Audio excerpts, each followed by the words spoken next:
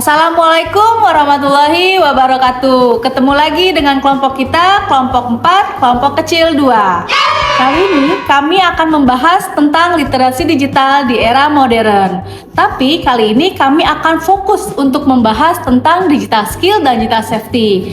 Sebelumnya, aku tidak sendirian. Kali ini aku masih ditemani oleh teman-temanku, yaitu Selvia Antina, Rocky Rivaldo, Yunus Taufik, dan Yasril.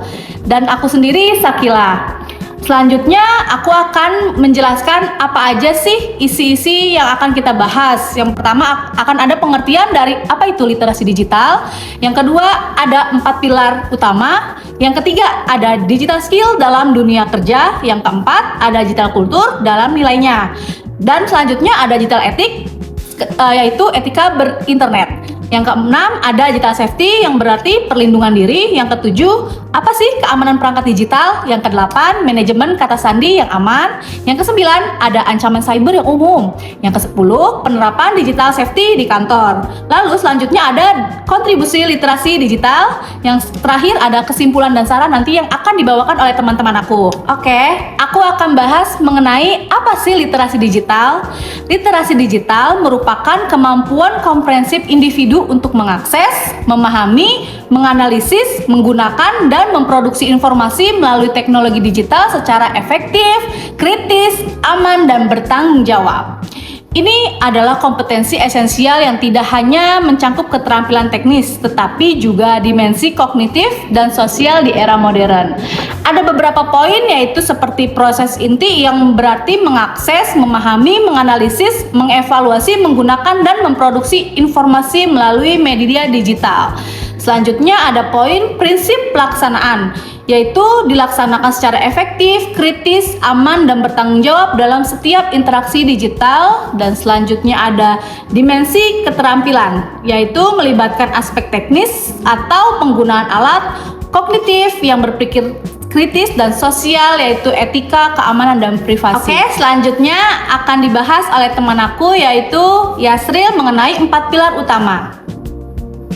Baik, perkenalkan, nama saya Yasril. Selanjutnya saya akan melanjutkan materi yang tadi disampaikan oleh Teh Sakila. Yang dimana di sini terdapat 4 pilar utama. Literasi digital didasarkan pada 4 pilar yang krusial, yang saling melengkapi untuk membentuk individu yang cakap di era modern. Yang pertama, digital skills.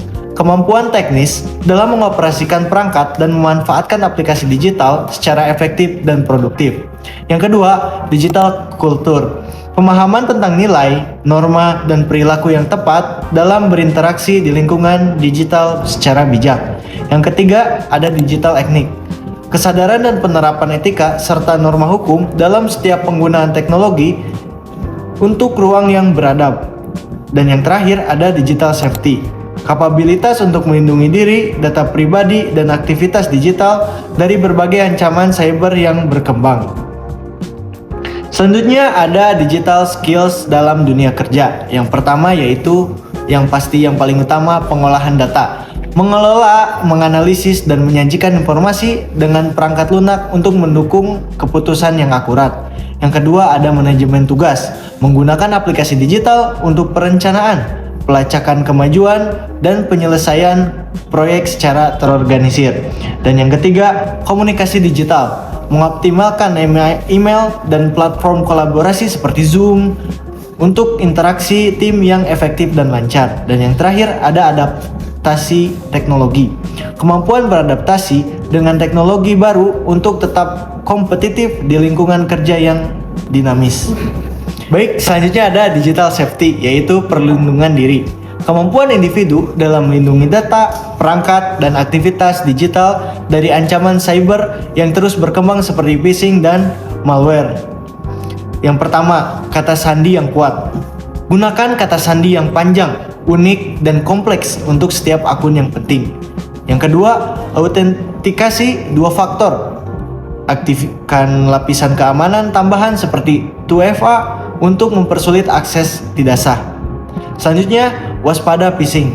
Jangan klik tautan atau lampiran yang mencurigakan dari email dan pesan yang tidak dikenal. Dan yang keempat, perangkat yang aman. Pastikan perangkat lunak dan antivirus selalu diperbaharui ke versi terbaru secara berkala. Dan yang terakhir, bijak dalam bermedia sosial. Hindari membagikan informasi pribadi yang berlebihan di platform media sosial. Selanjutnya akan dijelaskan oleh rekan saya yaitu Selfie. Selanjutnya, saya izin untuk menjelaskan mengenai keamanan perangkat digital. Melindungi perangkat dari ancaman cyber sangat krusial untuk menjaga data pribadi dan aktivitas online Anda tetap aman. Yang pertama, gunakan antivirus terpercaya. Jadi kita tidak boleh asal install aja. Install dan aktifkan perangkat lunak, antivirus, serta firewall untuk mendeteksi dan memblokir ancaman seperti malware dan virus secara proaktif.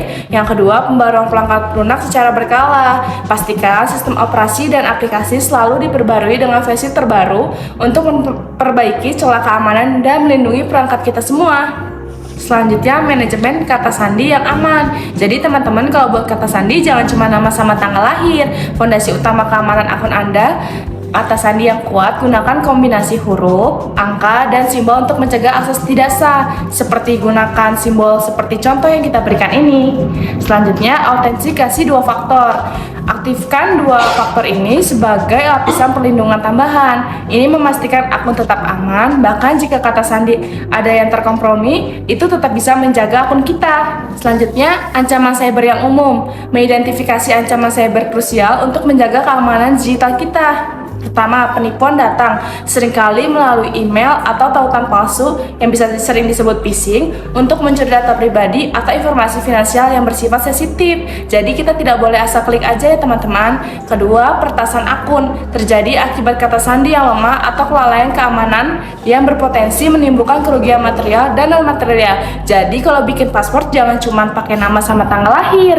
Selanjutnya, pencurian data, pengambilan informasi rahasia dari sistem atau database tanpa izin yang dapat merusak reputasi dan juga privasi loh. Yang terakhir, malware dan ransomware, penyebaran perangkat lunak jahat yang cepat dapat merusak sistem, mencuri data, atau menginskripsi file untuk meminta tebusan. Jadi kita harus hati-hati ya teman-teman. Selanjutnya akan dijelaskan oleh rekan saya bernama Bapak Rocky Rivaldo.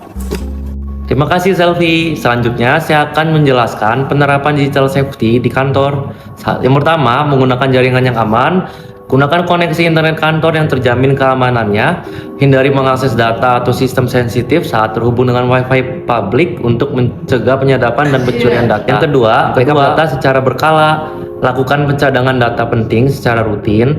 Ini adalah langkah krusial untuk melindungi dari kehilangan data akibat kerusakan perangkat, serangan siber, atau kesalahan operasional lainnya. Selanjutnya, kontribusi literasi digital.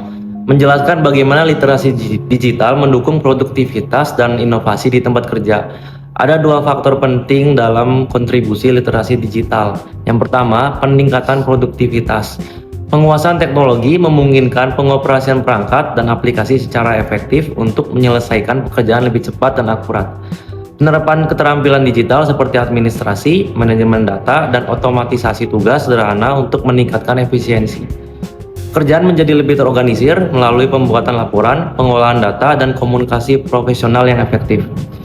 Yang kedua, mendukung inovasi. Kemampuan mengelola informasi secara sistematis mendorong lahirnya solusi-solusi kreatif dan inovatif dalam pekerjaan.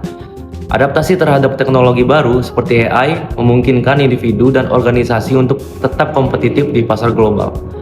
Kolaborasi kerja secara daring memfasilitasi pertukaran ide yang cepat dan pengembangan proyek inovatif tanpa batas geografis. Selanjutnya akan dijelaskan oleh Bapak Yunus. Terima kasih Bapak Rocky. Sekarang saya akan mengemukakan kesimpulan dan saran.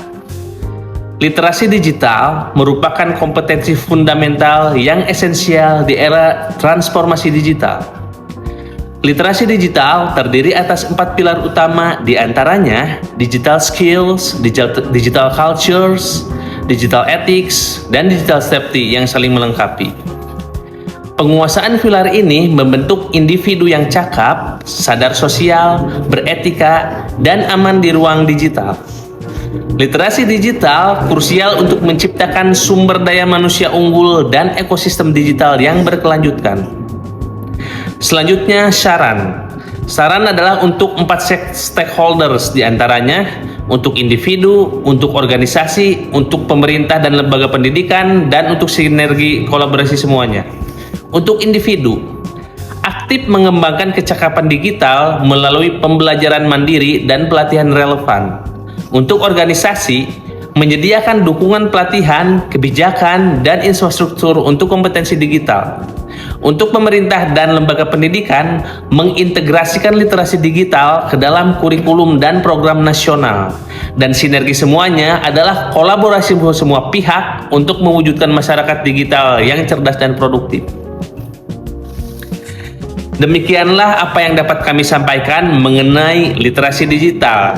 Terima kasih, sampai jumpa lagi di pertemuan selanjutnya. Sekian presentasi dari kelompok kami, kurang lebihnya mohon maaf. Wassalamualaikum warahmatullahi wabarakatuh. Smart SN, literasi digital.